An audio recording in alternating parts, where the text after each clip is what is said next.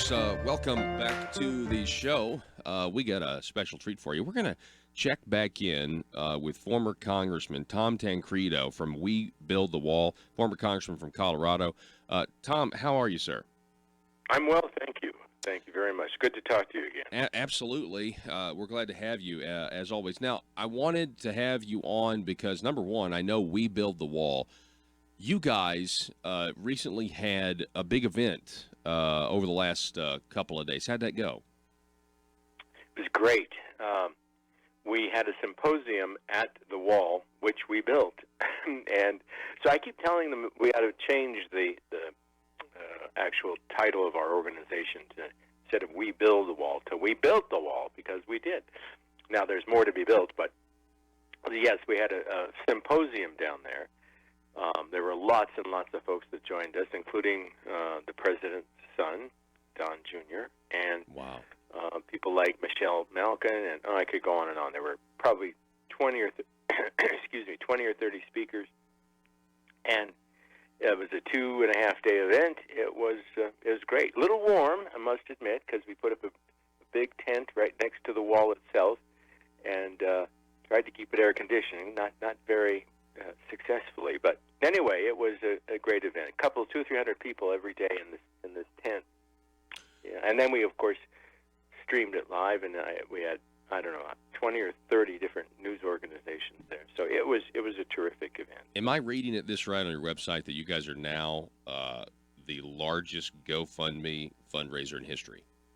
Yes, that is accurate. We have over 400,000 contributors, approximately around $60, I guess, averaging a piece. Well over $20-some million. I think we're at about $25 million. I've never seen any. I've never been as proud to be with any organization that I've belonged to, and especially because of the issue that I have been involved with for so long. As you said, this is reality. You know, we can promise a lot of things to people, but you can go down there now and put your hand on these bollard fences that are 18 feet high, made out of steel that has a 75-year lifespan as opposed to the government one with 25 years. The sensors that are better than anything that is used on the border anywhere. The lighting system that you touch that wall at night and it looks like a baseball park illuminated. Wow. We built a road along the side we call it the Deplorables Highway, and it's made of concrete. It's not, most of them along where there are roads along the walls, they are dirt or this is concrete so that the Border Patrol can easily traverse it. It is absolutely wonderful. The Border Patrol said it's the best barrier on the border anywhere. And do you guys have plans to build more? Because you guys built it on private land, right? That's correct. We can't build on government land unless the government would allow us to do so, and we are encouraging the government to do so. As I said during the symposium when I was speaking, that I said, Mr. President, if you're listening, just give us the go-ahead, and we will build a wall for you along the whole damn border. I mean, just tell us we can do it. Our construction company, well, not ours, it's a construction company with which we contracted, of course, Fisher Construction, did this. Let me, to tell you to try to put in perspective the enormity of this task that may not sound too tough to anybody listening. Well, a wall? Well, yeah. No. You have to first find the land, the owner. It has to be a problem that exists. It has to be on the border. You have to get the permits, which is not easy, by the way, when you're dealing with most of these cities that are, well, one might guess that there's a degree of corruption there.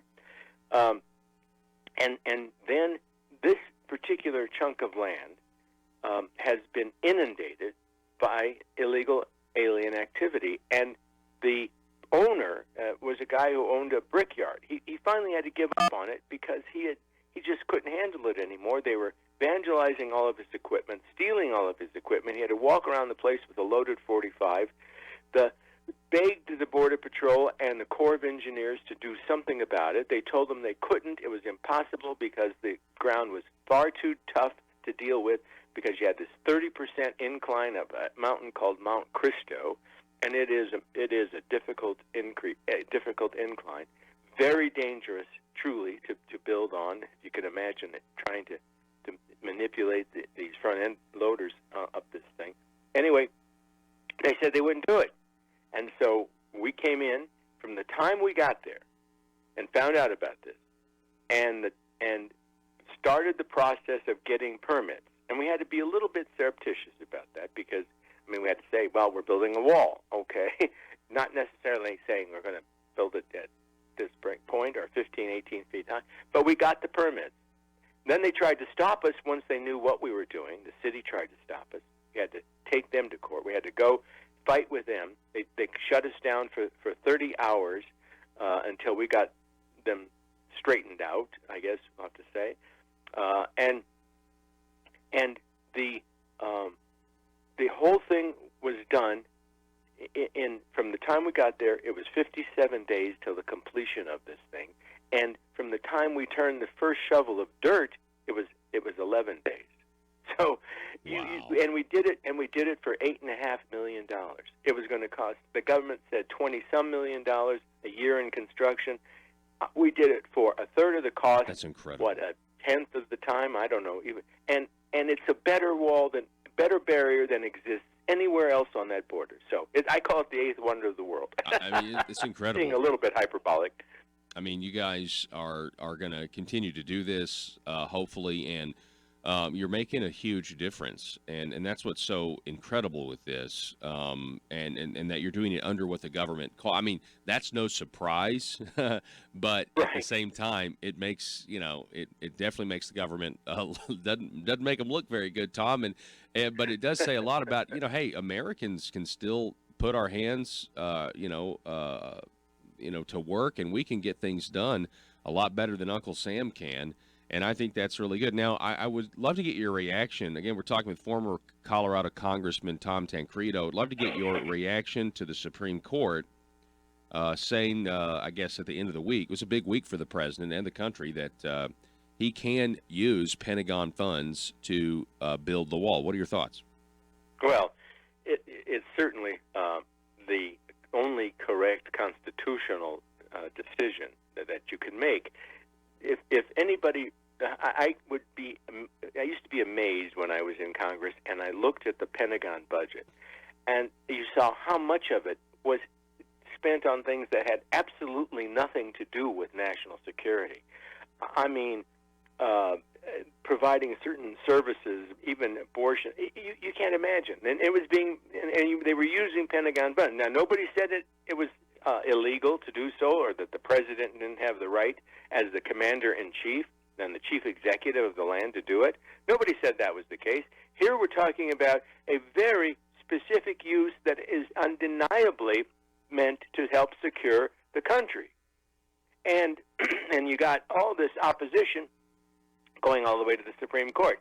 The only thing that disappoints me is it still was only a 5-4 decision, meaning you still have 4 people on that court that are absolutely blind to the Constitution, couldn't care less about it, and are only there for political purposes, and because this is such a clear issue.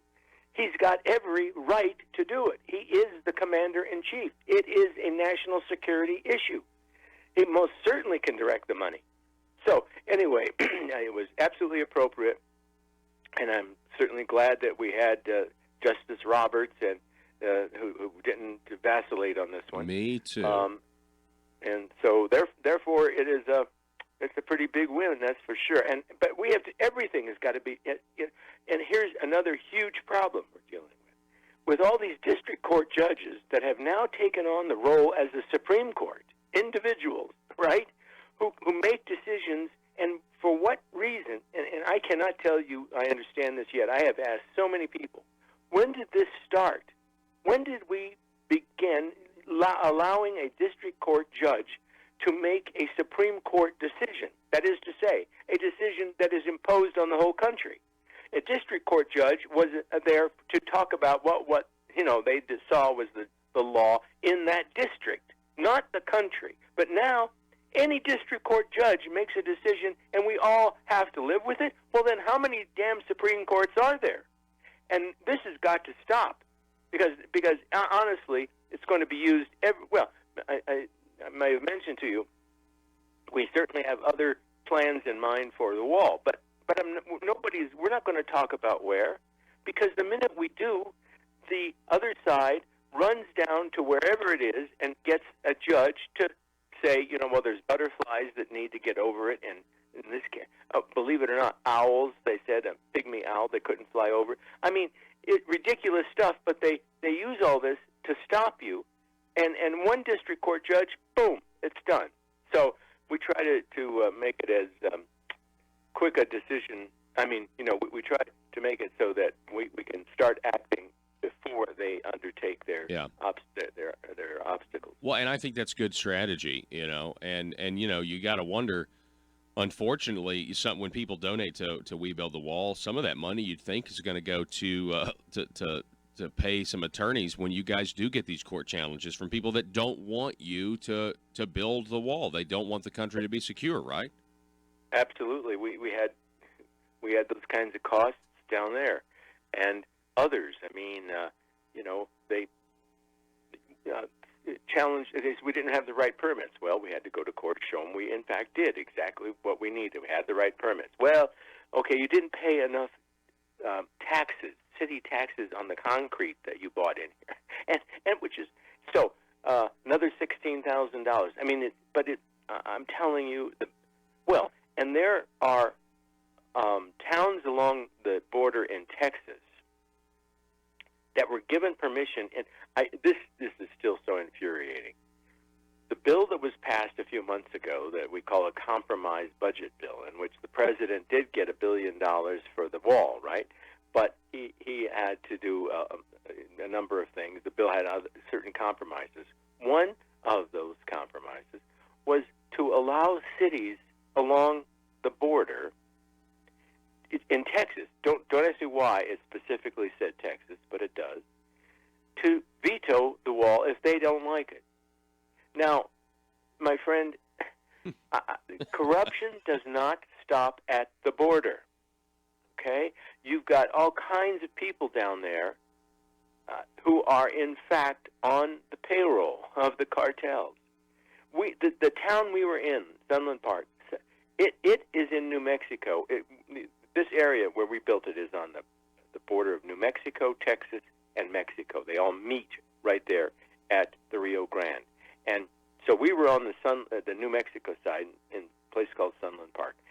That town had been taken over by the state several years ago because of the corruption. They had to appoint the mayor, the city council, and the police chief, I don't know, a bunch of people, because everybody was in the slammer. This is not an easy task to get done on that border when you've got all the political and it's all political obstacles that they place in front of you. So you have to deal with all those things. And yes, there are costs that are involved that there aren't steel and concrete. There are other things that have to be done. But God bless the people who have contributed. It's an amazing thing. I call it the eighth wonder of the world. I'm telling you, I think it may be that. I mean, it's a wonder just that it's it actually got done, and it's also cheaper than what the federal government said it would cost. Former Congressman Tom Tancredo from We Build the Wall. It's always great to have you on. Best of luck to you. I'm glad that symposium went well, and people can donate if they want. Right? WeBuildTheWall.us. That's it. And even if you don't want to contribute, and I hope you will, but even if you don't want to or can't, please just go look at this and look at the construction. Look at because there's you can go through a series of YouTube things that are showing how this thing's got started, the construction tasks that we undertook that were really difficult, and our contractor, Fisher Industries, this guy, he is the hero of heroes. I mean, he did it. He would actually, there were some places, now if you could imagine going up a 30-degree incline, 30% incline on on this hill, and you're trying to go at the fence straight on. So, but you're sideways against the hill. You know what I mean? You're perpendicular to it, and so it is a dangerous thing. He did it. He wouldn't let his crew do it. He got in, but he's got 200 or 300 people there working, by the way, and they work 24 hours a day. He'd get in and do it himself, so as to not endanger anybody else, but also to show it can be done. And this video, the various YouTubes of the building of this wall, it really is an incredible accomplishment. Honestly, I'm not kidding. Wow. I'm certainly going to check it out. Tom Tancredo, thank you so much again, sir. Be safe, and we'll do this again sometime.